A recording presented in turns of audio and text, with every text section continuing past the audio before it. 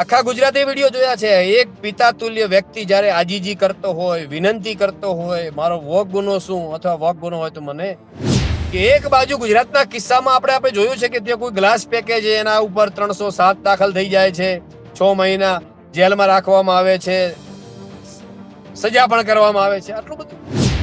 અને એ સમાજના આગેવાનો હિચકારો હુમલો થાય, એનું અપહરણ કરાવરાવે, અને જેને અપહરણ કરાયું છે, જેને ઢોરમાર માર્યો છે, ખુદ ફરિયાદી લખાવે છે, છતાં એમનો ફરિયાદીમાં નામ જ નથી. સમાજના આગેવાનોનો જ્યાં જરૂર લાગશે બહિષ્કાર કરવાનો, તો એ પણ સમાજ હવે બહિષ્કાર કરવાની પણ તૈયારી.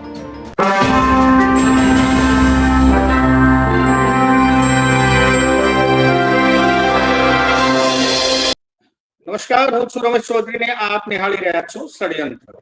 મિત્રો, ચૌધરી સમાજના એક વડીલ અજમલભાઈ ઉપર જે હિચકારો હુમલો થયો હતો ને એના પ્રત્યાઘાત રૂપે સમાજની ઘણી મીટિંગો થાય છે, ઘણી બધી જગ્યાએ થાય છે, અને એમાંની જ આજે એમના જ પરગણાની એક મીટિંગ હતી, અને મીટિંગમાં એમના સમાજના એટલે કે જેતોર અને વઢિયારી પંથકના બધા જ ચૌધરી ભાઈઓ ત્યાં ભેગા થયા હતા અને એમની ન્યાયની માગણી કરી છે સરકાર સામે.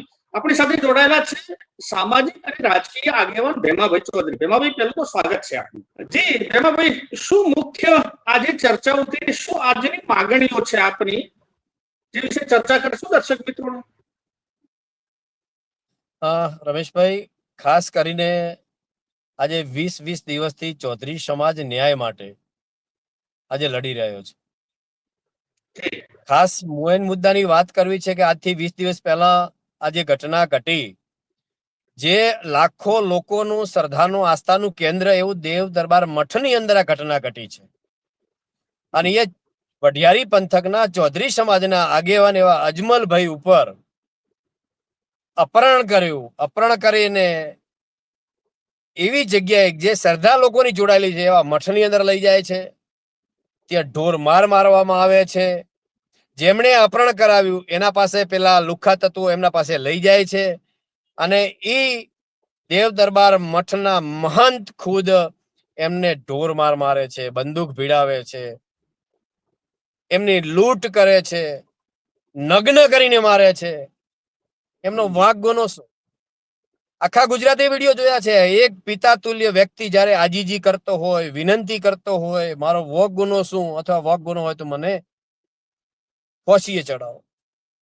પરંતુ પેલા એના લુખ્ખા તત્વો બિલકુલ ત્યાંથી રોકાયા નહીં, અને એમને ઢોર મારતા રહ્યા. આખો કિસ્સો ગુજરાતે જોયો છે. અને આ વિડીયો જે બહાર આવ્યા છે એ ખુદ જેને અપહરણ કરાયો, જેને ઢોર માર્યા, એ લોકો જ વાયરલ કરેલા છે. આ તો સારું થયું ઓગણદાસ ભગવાનનું કે આ એવિડન્સ લોકો સમક્ષ આપણી સમક્ષ મળ્યો, તે આજે આપણે કહી શકીએ છીએ કે તે ઢોર માર્યો છે ને અપહરણ કરાવ્યું છે. એનાથી વિશેષ વાત આપણે એ કરવી છે કે આટલું બધું બર્બરતાપૂર્વક થયા છતાં પોલીસ ફરિયાદ નથી નોંધતી. 5 દિવસ માટે પોલીસ સ્ટેશનના ધક્કા આગેવાનોએ ખાવા પડે. ડીવાયએસપી, એસપી, આઈજી, ગૃહમંત્રી સુધી રજૂઆતો કરવી પડે, અને દબાણ પછી આવેદનપત્ર આપ્યું. આવેદનપત્ર આપ્યા પછી દબાણ ઉભું થયું ત્યારે મોડ ફરિયાદ દાખલ કરીને. એ ફરિયાદ કેવી? બંને વિસંગતા વાળી.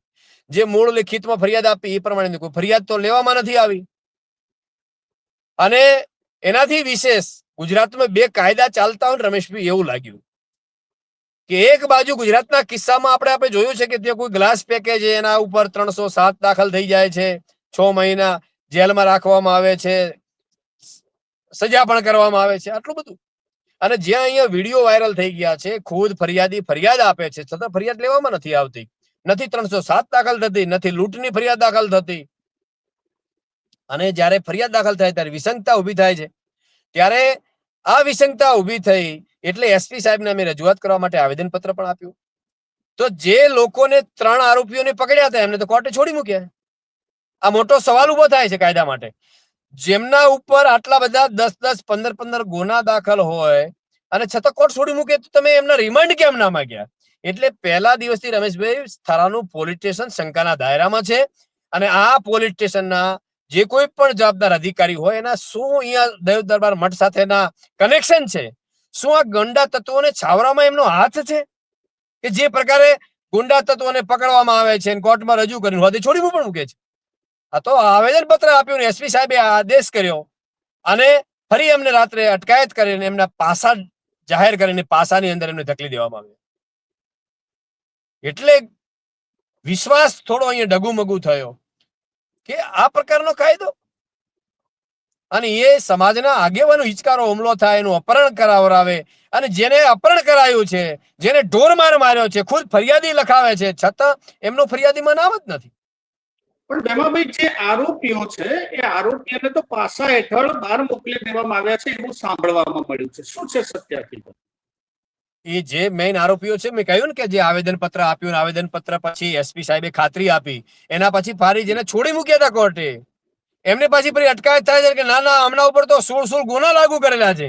બીજા દિવસે આવેદન પત્ર અને આપણે એમને આપે કે હમણાં ઉપર તો આટલા ગુના દાખલ થયેલા છે, એમની અટકાયત થાય ને બીજા દિવસે પાછી એમની પાસા થાય છે. હું તો એસપી સાહેબ નો તબક્કે આભાર માનું છું કે એમને આ પાસા કરી અને મોકલ્યા છે. પણ મોટો સવાલ રમેશભાઈ એ છે કે આવા પાસાવાળા લોકોને આ મઠની અંદર કોણ પોષી રહ્યું છે, એમને બળ કોણ પૂરું પાડી રહ્યું છે? આ મોટો સવાલ છે કે જ્યાં હજારો લોકોની આસ્થા જોડાયેલી છે, જ્યાં ચૌધરી સમાજની બેન દીકરીઓ ત્યાં વડવો ધમણું કરવા માટે જાય છે, અને એવી જગ્યા ઉપર ખુદ મહંત આવા લુખ્ખા તત્વોને છાવરતા હોય, એમને અપહરણ કરાવતા હોય, અને જ્યારે એ મહંતનું પણ એફઆઈઆર માં નામ ના આવે, આ તો મોટો સવાલ ઉભો થયો છે. કાયદો અને વ્યવસ્થા સામે સવાલ ઉભા થયા. આજે જે સમાજ આપની ભેગી થઈ હતી ત્યાં સિનાડ ગામમાં, આજની શું માગણીઓ હવે રહી આપની? માગણીઓ સમાજની રહી છે કે જે મેઇન જેમને અપહરણ કરાવ્યું છે, જેમને ઢોર માર માર્યો છે, નગ્ન કરીને માર્યા છે, બંદૂક ભીડાવીને માર્યા છે, એ મુખ્ય આરોપીનું, એ મહંતનું નામ એફઆઈઆર ની અંદર આવે અને એમની અટકાયત થાય. અને અમે નથી કહેતા કે કોઈ સાચા વ્યક્તિને આમાં સંડોવવામાં આવે. જે પણ ગુનેગારો છે એમને તાત્કાલિક એમને ફરિયાદમાં નામ દાખલ કરી એમને એરેસ્ટ કરી એમના વરઘોડા કાઢવા જોઈએ. જે રીતે હર્ષ સંઘવી સાહેબ કહેતા હોય છે કે કાયદામાં રહેશો તો ફાયદામાં રહેશો, પણ અહીંયા તો કઈ એવું લાગતું છે નહીં, કારણ કે આ તો બેફામ બની ગયા છે. મોટો સવાલ ઉભો થઈ રહ્યો છે અને કોઈ બોલી નથી રહ્યું. એટલે મોટો સવાલ છે. અમારી માગણીઓ પણ આ રહી છે કે જો આ મુખ્ય આરોપીનું નામ અને ગુંડા તત્વોને ફરી પકડવામાં નહીં આવે તો આગામી સમયની અંદર 10 દિવસનું આજે અલ્ટિમેટમ રમેશભાઈ આપ્યું છે, અને જો ન્યાય નહીં મળે તો અમે ગાંધી ચીડિયા માર્ગે ગાંધીનગર ખાતેની કૂચ અમે ચૌધરી સમાજ કરીશું, અને ભારતભરના ચૌધરી સમાજ આમાં જોડાવાના છે. અને ન્યાય નહીં મળે ત્યાં સુધી જ્યાં જ્યાં લડવું પડશે, ડોક્ટર બાબા સાહેબ આંબેડકરે જે બંધારણ કાયદો આપ્યા છે અને ગાંધીજીએ જે માર્ગ બતાવ્યો છે એમાં રહી અને અમે ન્યાય લઈને જંપીશું. એમાં ભાઈ, ઉત્તર ગુજરાતની વાત કરીએ તો ચૌધરી સમાજના સારા એવા મોટા આગેવાનો છે, સારી એવી સંખ્યામાં છે, કારણ કે વોટ બેંકની રાજનીતિ બધે થતી હોય છે, આપણને ખબર છે. તો મોટો સમાજ ન્યાય માટે ઝંખી રહ્યો છે, તો પછી નાના સમાજોનું શું? એમનું કોણ સાંભળશે?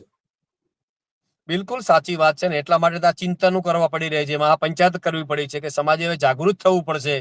સમાજના આગેવાનો પણ આમાં બધા માટે હવે વિચારવાનો સમય આવી ગયો છે, અને એટલા માટે આ મહાપંચાયત કરવી પડે છે, ચિંતન કરવું પડે છે. અને દુઃખદ બાબત છે કે આવા આગેવાનો કઈ બોલી નથી રહ્યા. અને આવા આગેવાનો બોલે. શું કહ્યું? આગળની રણનીતિ કદાચ એફઆઈઆર દાખલ ના થાય તો પછી આગળની અમારે 10 દિવસનું આજે અલ્ટિમેટમ આપ્યું છે, અને આગામી સમયમાં જો આ મુખ્ય આરોપીનું નામ એફઆઈઆર માં દાખલ નથી થતું તો હજી પણ અમારા જે મહાપંચાયતો ચાલુ છે એમાં અલગ અલગ સમાજની થરાદની અંદર પણ ટૂંક સમયમાં મોટું મહાસંમેલન અમે ત્યાં પણ પંચાયત કરવાના છીએ, પાલનપુરમાં પણ કરવાના, મહેસાણા પણ થશે, અને જ્યાં જરૂર લાગશે ત્યાં બધા. પણ 10 દિવસમાં જો આનું પરિણામ નહીં મળે તો ગાંધી ચીડિયા માર્ગે ગાંધીનગર કૂચ કરવામાં આવશે અને ત્યાં મોટું આંદોલન થશે.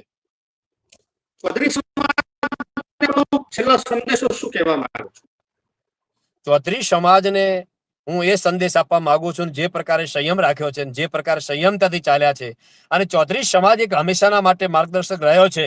અને એ છેલ્લા અમે આ ત્રીજી મીટિંગ થઈ રહી છે, બધા જોઈ રહ્યા છો કે સંયમતાથી યુવાન હોય, વડીલ હોય, અને બધાનો એક જ અવાજ છે ને એક જ સૂર છે કે ન્યાય મળવો જોઈએ અને આ ન્યાય માટે બધા લડી રહ્યા છે અને આવો ને આવો સાથ અને પ્રેમ બધા આપતા રહે અને ન્યાય માટે જ્યાં જ્યાં લડવું પડે તે સંયમતાથી આપણે કાયદાકીય રીતે આપણે બધા લડતા રહીશું અને જ્યાં જરૂર લાગશે જો સમાજના આગેવાનોનો જ્યાં જરૂર લાગશે બહિષ્કાર કરવાનો તો એ પણ સમાજ હવે બહિષ્કાર કરવાની પણ તૈયારીમાં છે. તો આ હતા દેવાભાઈ ચૌધરી, જે આપણે અત્યારે ચર્ચા કરી છે સમાજની જે ઘેરા પ્રત્યાઘાતો પડ્યા છે, ઘેરા પ્રત્યાઘાતોના હિસાબે ચૌધરી સમાજ ક્યાંક વિખેરાયેલી સમાજ આજે એક થતી હોય એવું ચોક્કસ લાગી રહ્યું છે. મિત્રો, વિડીયો ગમે હોય તો લાઈક, શેર અને કોમેન્ટ કરજો ને હા, ચેનલને સબસ્ક્રાઇબ કરવાનું ભૂલતા નહીં. જય હિન્દ, જય ભારત. નમસ્કાર. ચાલુ રહેવા દેજો. હા, હા.